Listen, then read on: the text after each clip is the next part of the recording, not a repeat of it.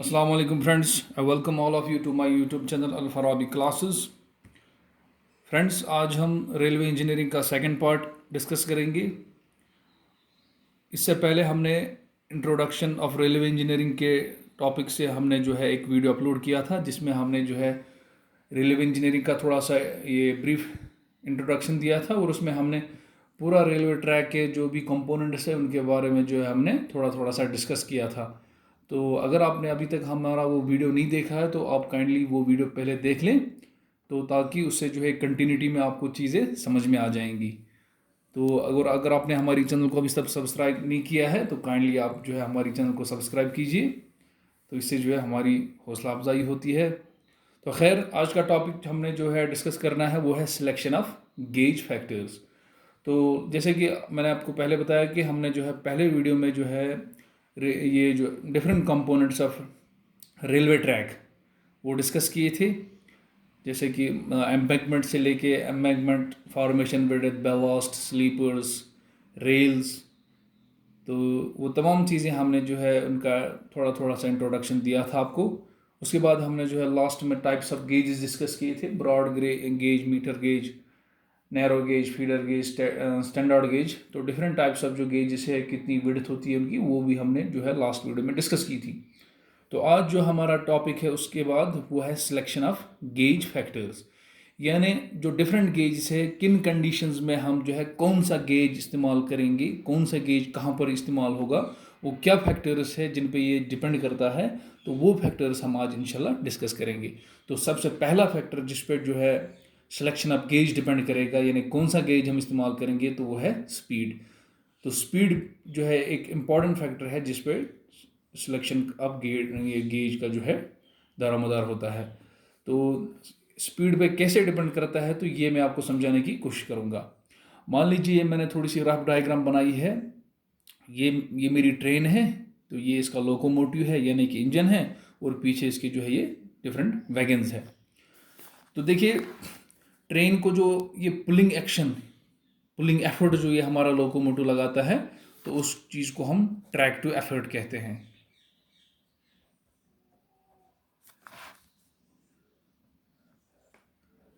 Hope आपको clear दिखता होगा। तो हम जो है जो पुलिंग एक्शन, जो पुलिंग फोर्स हमारा लोकोमोटिव अप्लाई करता है इस, यानी कि पूरी ट्रेन पे जो ये खींचता है, जो वो एफर्ट लगाता है, उसको हम ट्रैक्टिव एफर्ट कहते हैं। यानी जो इंजन हमारा जो ये एफर्ट लगाता है ट्रेन को खींचने के लिए, तो उसको हम ट्रैक्टिव एफर्ट कहते हैं। अब देखिए ये हमारा एक व्हील है, इसका ये डाया है, मान लीजिए इसको मैं D1 कहूँगा, और इसे एक बड़ा व्हील मैंने बनाया। ये दूसरा ये व्हील है, इसका डाया D2 मान लीजिए। तो कुदरती है ये मतलब जाहिर सी दिखता है कि ये जो व्हील है इसका डाया कम है बनस्बते इसके D2 के, क्योंकि ये जो बड़ा व्हील है इसको तो इसका डाया भी ज़्यादा होगा, यानी कि D2 is greater than D1।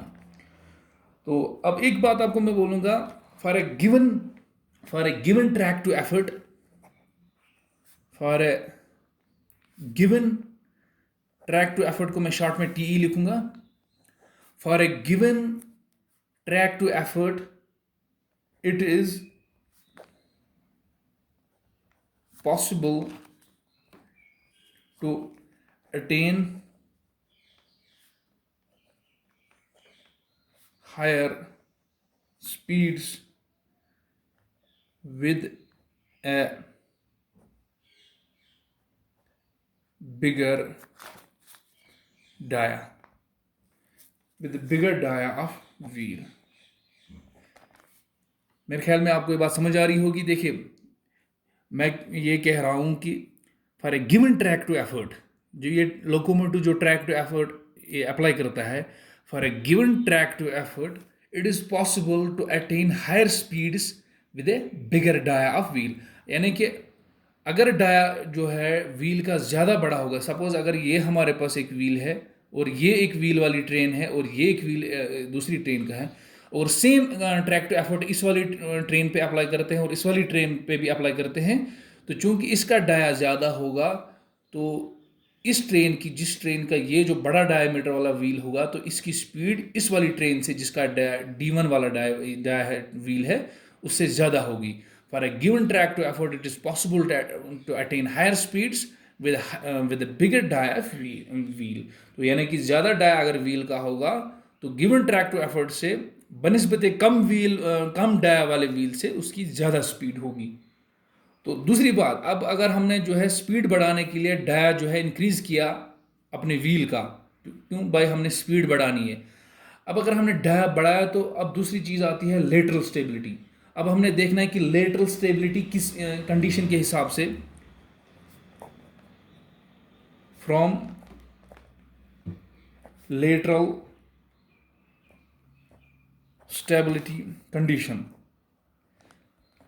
अब हमने देखना है कि जो हम ये व्हील का डाया बढ़ा रहे हैं तो लेटरल स्टेबिलिटी कंडीशन के हिसाब से क्या ये इसकी क्या होना है। फ्रॉम लेटरल स्टेबिलिटी यानी कि लेटरली भी ये स्टेबल रहना चाहिए। अगर डाया हमने ज़्यादा किया तो from lateral stability point of view हमने क्या करना, फिर हमने गेज बढ़ाना पड़ेगा। फ्रॉम लेटरल स्टेबिलिटी कंडीशंस, अगर हम डाया बढ़ा रहे हैं, मैं शॉर्ट में लिख रहा हूँ, अगर हम डाया इंक्रीज कर रहे हैं तो इसका मतलब हमने जो है gauge is to be increase. अगर हम लेटरल स्टेबिलिटी कंडीशंस के हिसाब से डाया बढ़ा रहे हैं, डाया तो हमने स्पीड बढ़ाने के लिए किया, तो लेकिन अब हमने देखना है कि क्या ये लेटरल स्टेबिलिटी भी रहेगी इस डाया के साथ। तो डाया बढ़ाया हमने तो फिर हमने lateral stability point of view से हमने गेज भी बढ़ाना होगा। Gauge length is to be increase. तो यहाँ पर समझ आया, शॉर्ट में लिखूंगा मैं, अगर हमने डाया बढ़ाया तो हमने जो है गेज लेंथ भी इंक्रीज करनी है। तो इसका मतलब जो है डाया is directly proportional to G, यानी कि जी से हम रिप्रेजेंट करते हैं गेज। यानी ज़्यादा डाया तो ज़्यादा गेज तो इसका मतलब ज़्यादा डाया होगा, और ज़्यादा डाया होगा तो ज़्यादा स्पीड होगी। और एक चीज़ मैं यहाँ पर ये चीज़ लिख दूंगा, वी। ज़्यादा dia is directly proportional to gauge and gauge is directly proportional to speed. यानी ज़्यादा डाया से हमें ज़्यादा गेज देना होगा, तो जब ज़्यादा गेज होगा तो हमें ज़्यादा स्पीड हम दे सकते हैं ट्रेन को। तो ये एक बात होगी। और दूसरी बात, यहाँ पर जो डाया होता है वो होता है बराबर 3/4 ऑफ जी, यानी जो डाया व्हील का होगा 3/4 ऑफ गेज होता है। तो ये एक फैक्टर हमने डिस्कस किया कि सिलेक्शन ऑफ गेज फैक्टर्स में से स्पीड। तो उम्मीद है कि आपको ये समझ आया होगा कि स्पीड पे किस तरह से गेज का डिपेंडेंट रहता है कि कौन सा गेज हम इस्तेमाल करेंगे। तो उसके बाद जो है सेकंड फैक्टर हम डिस्कस करेंगे वो है लोड, या सेकंड फैक्टर जो है वो है load oblique weight oblique traffic. यानी लोड कितना है, वेट कितना है, ट्रैफिक कितना है, तो उस हिसाब से क्या कौन सा गेज हमें इस्तेमाल करना होगा। देखिए, to transfer the loads over a larger area, to transfer the loads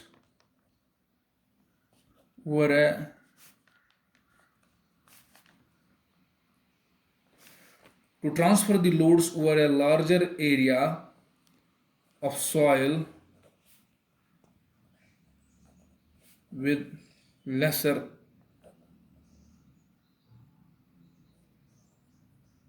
pressures, higher gauge or to be selected। देखिए यहाँ पर देखिए जो लोड है या वेट जो है या ट्रैफिक की है, कितना ट्रैफिक चल रहा है किसी गेज पे, किसी ट्रैक पे। To transfer the loads over a larger area, एक लार्जर एरिया पे लोड्स को ट्रांसफर करने, ये सॉइल के लार्ज एरिया पे, to transfer the loads over a larger area of soil with lesser pressures, तो हमने क्या करना होगा, हमने हायर गेज को इस्तेमाल करना होगा। To transfer the loads over a larger area of soil with lesser pressures, higher gauge are to be selected. तो हायर गेज हमें सिलेक्ट करने होंगे। ज़्यादा लोड को ज़्यादा एरिया पे ट्रांसफर करने के लिए we have to use higher gauges. इसका मतलब जो है gauge is directly proportional to load, यानी कि ज़्यादा गेज तो ज़्यादा लोड, या दूसरे लफ्ज में load is directly proportional to gauge. यानी अगर ज़्यादा लोड होगा तो ज़्यादा गेज हमें इस्तेमाल करना होगा, तो कम लोड होगा तो कम ये जो है कम गेज इस्तेमाल, यानी छोटा गेज इस्तेमाल होगा। तो ये दूसरा फैक्टर है। उसके बाद तीसरा फैक्टर है cost. If the budget allows we should always choose bigger gauge. अगर हमारे पास फंड्स अवेलेबल है, पैसे है प्रोजेक्ट के लिए, तो हमें जो है बिगर गेज ही प्रेफर करना चाहिए। If the budget allows we should always choose bigger gauge। तो अगर हमारे पास फंड्स अवेलेबल है, बजट अवेलेबल है, तो हमें बजाय कम गेज से बड़ा ही गेज इस्तेमाल करना चाहिए। यानी कि gauge is directly proportional to cost, यानी इतना गेज हम इस्तेमाल करें वो डिपेंड करेगा हमारे पास कॉस्ट कैसे अवेलेबल है, कॉस्ट क्या है। तो अगर बेटर रहेगा कि अगर हमारे पास फंड्स अवेलेबल है तो preference should be given to the bigger gauge. तो ये तीसरा फैक्टर था। इसी तरीके से चौथा एक फैक्टर और है प्रॉक्सिमिटी, सराउंडिंग एक्सेसिबिलिटी क्या है। यानी कि जैसे प्रॉक्सिमिटी सराउंडिंग या एक्सेसिबिलिटी।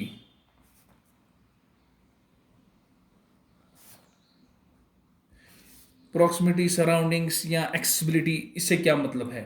इसका मतलब ये है कि मान लीजिए यहाँ से लेकर ये एक यहाँ तक जो है हमारा, सपोज कीजिए ब्रॉड गेज है, इस स्टेशन से लेकर इस एरिया से लेकर यहाँ तक हमारा जो है ब्रॉड गेज इस्तेमाल हो रहा है।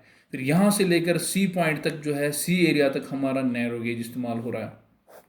और यहाँ और एक जगह डी है, वहाँ तक भी हमारा नैरो गेज ही, यहाँ से लेकर यहाँ तक नैरो गेज है, यहाँ से लेकर यहाँ तक नैरो गेज है, यहाँ से लेकर यहाँ तक ब्रॉड गेज।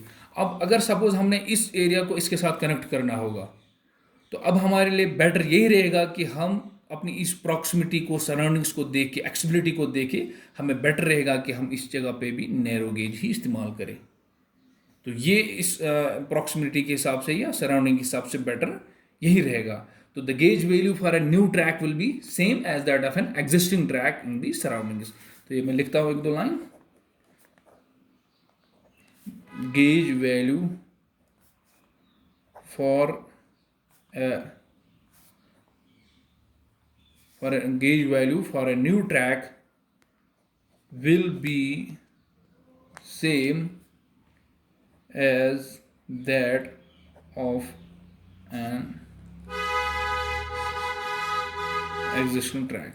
जो एक एग्जिस्टिंग ट्रैक होगा उसी, जो हम नया ट्रैक सपोज हम कनेक्ट करेंगे तो अब हमने एग्जिस्टिंग ट्रैक भी देखना है, फिर हमने उसी एग्जिस्टिंग ट्रैक के हिसाब से नया ट्रैक लगाना होगा। N existing track in the surroundings. इससे क्या होगी कि बेटर कनेक्टिविटी हो जाएगी, बेटर एक्सेसिबिलिटी हो जाएगी। तो ये हो गया एक पॉइंट। और इस तरह से एक पॉइंट है पर्पस। पर्पस क्या है हमारा, यूज कैसा है। If the track is used for connecting highly populated cities, बड़े बड़े शहरों को हमने कनेक्ट करना है, बड़ी बड़ी सिटीज को कनेक्ट करना है जिनकी इंपॉर्टेंस बहुत ज़्यादा है, प्रोडक्टिव एरिया है, इंडस्ट्रियल एरियाज है, तो उसके लिए बेटर रहेगा कि हम हायर गेजेस इस्तेमाल करें। If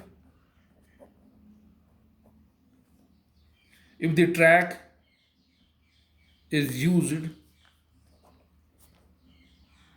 for connecting bigger cities और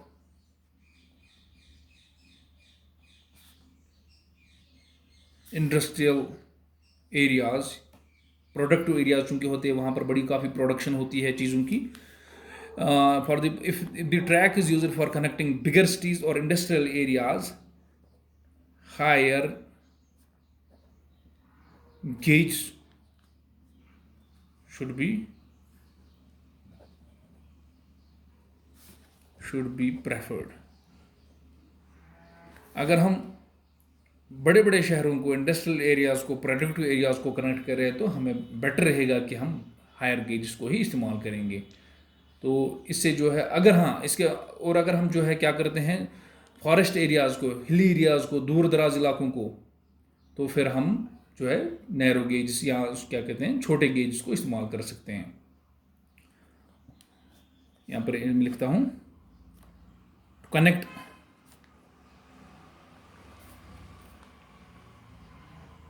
रिमोट एरियाज और फॉरेस्ट एरियाज लोअर गेज, चलो कैन बी लिखते हैं, कैन बी यूज्ड या शुड बी यूज्ड। तो पर्पज़ के हिसाब से जो है अगर इंडस्ट्रियल एरियाज़ है, बिगर एरियाज़ है, बिगर सिटीज़ है, तो उसके लिए हमें जो है बिगर गेज इस्तेमाल करने चाहिए, और अगर जो है रिमोट एरियाज़ है, फॉरेस्ट एरियाज़ है, तो उनके लिए हम छोटे गेजेस भी इस्तेमाल कर सकते हैं। तो ये हो गया। अब उसके बाद है एक और फैक्टर, वो है टेरेन का फैक्टर। एक फैक्टर और है जिस पे डिपेंड करेगा, वो है टेरेन, टोपोग्राफी। पांचवा छठा पॉइंट, टेरेन क्या है? Terrain topography. टेरेन और टोपोग्राफी के हिसाब से हमें कौन सा गेज इस्तेमाल करना पड़ेगा, तो इसके लिए से मैं ये टेबल बनाता हूँ। टेरेन और यहाँ से क्रॉस स्लोप। क्रॉस स्लोप क्या है? तो देखिए अगर प्लेन एरिया होगा तो प्लेन एरिया के लिए क्रॉस स्लोप हम देते हैं 0 से लेकर, ये जो क्रॉस स्लोप होता है 0 से 10%, और अगर रोलिंग है, रोलिंग एरिया, उसके लिए है क्रॉस स्लोप 10 to 25%। और अगर माउंटेनियस है या हिली है, हिली लिख देता हूँ मैं, हिली के लिए जो है 25 से लेकर 60% तक। और इस तरह से अगर जो है स्टीप है तो उसके लिए जो है ग्रेटर देन 60% क्रॉस स्लोप होता है। अब देखिए ये जो प्लेन है और रोलिंग है, इनके लिए हम जो है ब्रॉड गेज का इस्तेमाल करते हैं। ये मैं बता रहा हूँ छठा फैक्टर, जो कि टेरेन या टोपोग्राफी के। तो प्लेन और रोलिंग एरिया, प्लेन एरिया के लिए और रोलिंग एरिया के लिए हम कौन सा गेज इस्तेमाल करेंगे? हम करेंगे ब्रॉड गेज, प्लेन और रोलिंग टेरेन के लिए। उसके बाद जो हिली है, हिली के लिए हम करेंगे ओनली नैरो गेज। बीजी से मुराद ब्रॉड गेज और एनजी से मुराद नैरो गेज। तो नैरो गेज किस में हम करेंगे? हिली और माउंटेनियस रीजन के लिए। तो जो स्टीप है, स्टीप में तो कोई ट्रेन नहीं चल सकती है फिलहाल हमारे इंडिया में, तो ऐसा कोई ट्रैक स्टीप एरिया में कोई नहीं बनाया गया, तो इसमें हम लिखेंगे नो ट्रेन्स। तो शॉर्ट में जो है प्लेन और रोलिंग टेरेन के लिए हम ब्रॉड गेज का इस्तेमाल करते हैं, और माउंटेनियस और हिली टेरेन के लिए हम जो है नैरो गेज का इस्तेमाल करते हैं। तो एनी टाइप ऑफ गेज जो है सूटेबल है किसके लिए? प्लेन और रोलिंग टेरेन के लिए। रोलिंग टेरेन के लिए हम नैरो भी कर सकते हैं, लेकिन अमूमन हम जो है ब्रॉड गेज ही इस्तेमाल करते हैं। तो लेकिन ये जो है हिली, इसके लिए खाली नैरो गेज ही प्रेफरेबल है। तो ये था आज का टॉपिक। उम्मीद है आप लोगों को पसंद आया होगा। आज हमने जो है ये जो factors of gauge selection discuss किया। इंशाल्लाह नेक्स्ट आने वाले वीडियो में हम जो है रेल्स डिस्कस करेंगे। रेल टाइप्स ऑफ रेल्स है, फिर मटेरियल्स यूज्ड फॉर जो है रेल्स के लिए क्या इस्तेमाल होता है, तो वो सारी चीज़ें आगे इंशाल्लाह आने वाले जो है वीडियोज़ में हम आगे डिस्कस करेंगे। तो एक बार मैं फिर आपसे गुजारिश करता हूँ, अगर अभी तक आपने हमारी चैनल को सब्सक्राइब नहीं किया है, काइंडली आप हमारी चैनल को सब्सक्राइब कीजिए। Thank you.